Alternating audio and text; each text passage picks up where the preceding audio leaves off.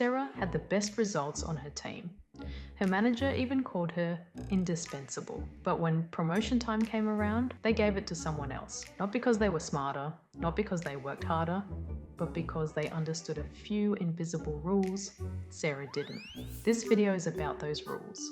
The 7 hidden forces quietly blocking your promotion even if you're doing everything right. Stick around until the end because I'll also reveal the one belief that's been holding you back and a truth about promotions almost no one ever tells you. It sounds backwards, but being great at your current job can quietly work against you. Why? Because in many workplaces, you're not promoted based on how well you perform. You're promoted based on how easily you can be replaced. Think about it. If you're the one who always fixes the crisis, handles the tough clients, keeps the wheels turning, your manager sees you as the glue.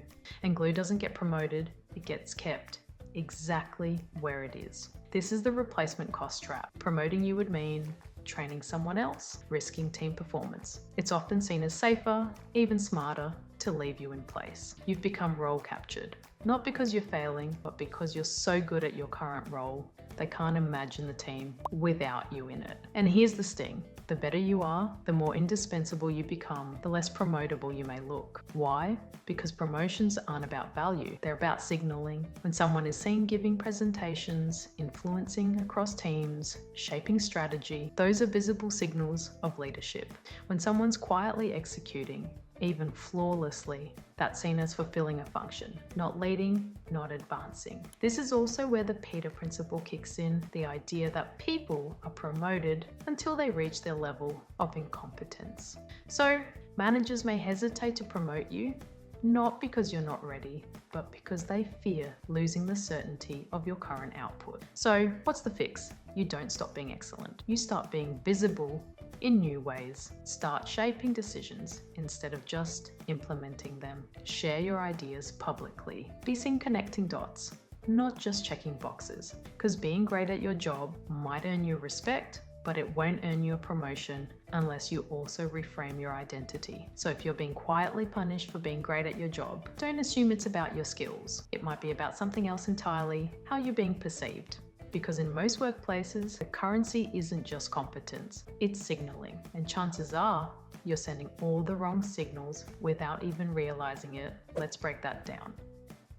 In most companies, getting promoted has less to do with performance and more to do with perception. And this is where most people quietly fall behind because they spend their energy signaling the wrong things. You might think showing loyalty, working late, and never complaining are green flags. But in many organizations, those signals say something very different. They say, you're dependable, you're low maintenance, you're not going anywhere. And in competitive workplaces, that doesn't put you on the radar for advancement. It puts you on the list of people management doesn't have to worry about. Meanwhile, the person who always has something to present, who casually name drops strategy meetings, who speaks in terms of impact, alignment, and business outcomes, they're seen as operating at the next level, even if their actual results are the same or worse. This is classic signaling theory in action. It's not just what you're doing, it's how visible and promotable those behaviors look. Promotions are rarely handed to the most productive person. They're given to the person who appears to already be playing a level up. And if your day-to-day signals that you're just efficient, obedient, and heads down, then that's where you'll stay. So what are you signaling without even realizing it? Because if your signals don't match where you want to go, you're quietly telling the system to keep you where you are. And that brings us to force number 3, where we look at how being liked might actually be stopping you from being respected. You're the one everyone counts on. You keep the team calm, you get things done without the drama. People like working with you, and somehow you're still not the one they promote. Why? Because somewhere along the way, being liked became your brand. And here's the quiet truth. People like you when you make their life easier. They respect you when you make decisions, even the uncomfortable ones. Liked people are invited to lunch, respected people are invited into leadership, but the system doesn't always tell you that. It rewards harmony, praises team players, so you nod along. You soften your language, you hide how frustrated you really are. You think being approachable is the key, but what they're actually looking for is authority. And here's the catch. The more likable you are, the more uncomfortable it feels to break the script, to speak first, to challenge an idea, to say, actually, I think we should do it this way. But that's what leaders do. Not because they're the loudest, but because they're willing to take up space. If people always smile when you speak but never quote you later, you might be liked, but you're not yet seen as someone worth following. And until that shifts, the system will keep you where it's comfortable, not where you're capable of going. Because being well liked will keep you in the room, but being respected is what gets you a seat at the table. And even if you do start showing up with strength, there's one more filter you might be hitting. A ceiling not built by performance or perception, but by insecurity above you. Let's talk about gatekeepers and how they quietly hold people back. Sometimes the reason you're not getting promoted isn't about you. It's about how someone above you feels about you. Here's the truth most companies won't admit. Not all managers want to grow talent. Some are scared of being outshined. If you're sharp, driven, respected by your peers, that can feel threatening to someone who's insecure in their own position. Instead of asking, how do I help them grow? They start thinking, what happens to me if they move up? And that shift changes everything. Because here's the thing, fear is one of the most powerful motivators in the human brain. In fact, behavioral economists have shown that people are twice as motivated by the fear of loss than by the hope of gain. So while you're chasing growth, they're protecting position. And it shows up subtly. You're left off meetings, your stretch projects go to someone else, your wins get downplayed or absorbed. It's not sabotage, it's self-preservation dressed up as performance management. And the worst part? If you try to push through it, you risk being labelled difficult. So you stay polite, you wait, and all the while your career stalls. This is what economists call a hierarchical incentive conflict, where the person who controls your advancement has a personal incentive to slow it down. Because in a system where power isn't shared, it's protected, you're not just competing for a title. You're navigating someone else's fear. And unless that fear shifts, you stay stuck under an invisible ceiling. But not all ceilings are built on fear. Some are woven into the system itself, especially when the people making promotion decisions don't actually understand what you do. Let's talk about invisible work and why it's costing you more than you think. Not all work is created equal. Some tasks come with dashboards, metrics, and charts. Others, like mentoring teammates, smoothing conflict, or holding a project together, don't show up in a spreadsheet. They're invisible contributions. And if the people making promotion decisions aren't close enough to see them, then in their eyes, they don't exist. This is one of the quietest promotion blockers of all, because invisible work is often essential, but it doesn't look strategic, scalable, or high impact. You're the one catching dropped balls, filling communication gaps, keeping things human, but none of it lives in the KPI report. And so the system rewards the person who built the deck, not the one who got 5 people to collaborate long enough to make it happen. This hits hardest for people in supportive or hybrid roles, project managers, office leads, mid-level generalists. And let's be honest, this kind of invisible work hits women and people of color disproportionately because they are often expected to carry the emotional labor of a team by default. I didn't actually know that until recently. I stumbled across some research while writing this video, and it really made me stop. If this is something you've noticed, lived through, or want to hear more about, drop a comment and let me know. I'm thinking of doing a full video just on who gets stuck doing invisible work and why. Because the more I looked into it, the more I realized this isn't just an exception. It's a pattern. But here's the kicker. The better you are at invisible work, the more invisible it becomes. You make chaos look easy. You prevent the fires before they happen. So from a distance, it looks like nothing happened until you're gone and everything breaks. But by then, it's too late. Someone else is already sitting in the role you deserved. This isn't about doing less. It's about making your value legible so the people above you can't ignore it. But what if they do see your work and still don't promote you?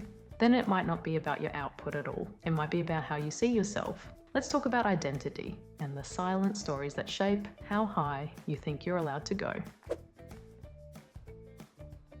Sometimes the person stopping your promotion isn't your boss, it's you.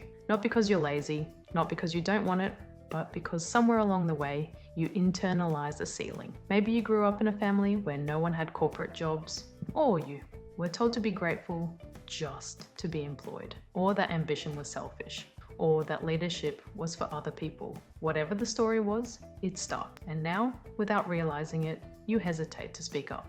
You don't apply unless you're 100% qualified. You wait to be tapped instead of stepping forward. You're not lacking ability. You're subconsciously policing your own potential. This is what psychologists call an internalized identity ceiling. A belief, often inherited or absorbed, that limits what you think is possible for someone like you. In the workplace, it rarely challenges that belief. It reflects it. You get boxed in by how others see you, but often you stay there because it feels safer. Because what happens if you step forward and fail? Or worse, what if you succeed and feel like a fraud? These aren't just mindset blocks. They're the result of systems we've lived inside for years. And unless you name them, they become invisible rules that quietly guide your decisions. So if you've ever wondered why you feel stuck, even when no one is saying no, maybe it's time to ask, have I already told myself no without realizing it?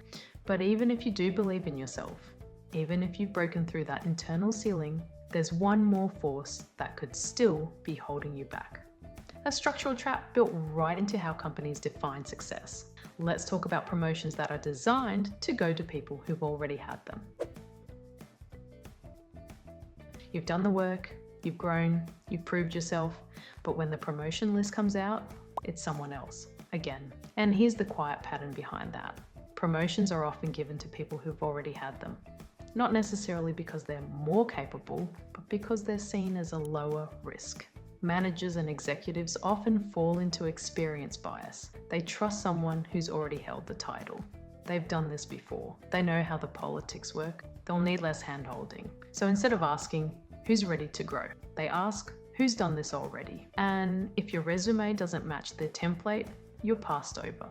Even if you've been unofficially leading, coaching peers, stepping up without the title, that doesn't count. Not officially. This creates a system where opportunity gets recycled. The same profiles, the same archetypes, the same names. And if you weren't given a shot early on, you end up stuck in a loop where you're not quite ready forever. That's not a meritocracy. That's a feedback loop of familiarity. And it's one of the last and most frustrating hidden forces quietly blocking your promotion. So if you've been doing the work, staying visible, showing leadership, and you're still not moving forward, you're not broken. You're just inside a system that rewards signals, status, and safety, not growth. And now that you've seen the 7 hidden forces, let's go one layer deeper. I want to leave you with 2 insights. One is a belief that quietly holds people back, even the best performers. And the other, it's something almost no one knows about how promotions really work. Hard work leads to recognition. Recognition leads to promotion. Most of us were taught a simple equation. Work hard, get recognized, get promoted. But in most organizations, that equation is broken. Hard work often leads to dependability, not elevation. Recognition is rarely automatic. It's political. It's uneven. And it's filtered through perception, power, and proximity. You can be the hardest working person in the room and still be invisible to the people who matter. Because the truth is, hard work only gets rewarded when it's visible, valued, and legible to those in power. And even then, it's not always enough. That doesn't mean you stop trying. It means you stop waiting for fairness to find you. You start shaping how you're seen just as much as what you do, but that's just the surface. Because even if your hard work is recognized, even if your performance is praised, there's still one final twist that keeps people stuck. It's not about how much you've delivered, it's about how the system still defines you. Promotions don't reward excellence. They reward transformation. Here's something that almost no one tells you. Most promotion systems don't reward how well you've done your job. They reward how well you've reinvented yourself. If you've spent years building mastery, consistency, trust, that's excellence. But it's not transformation.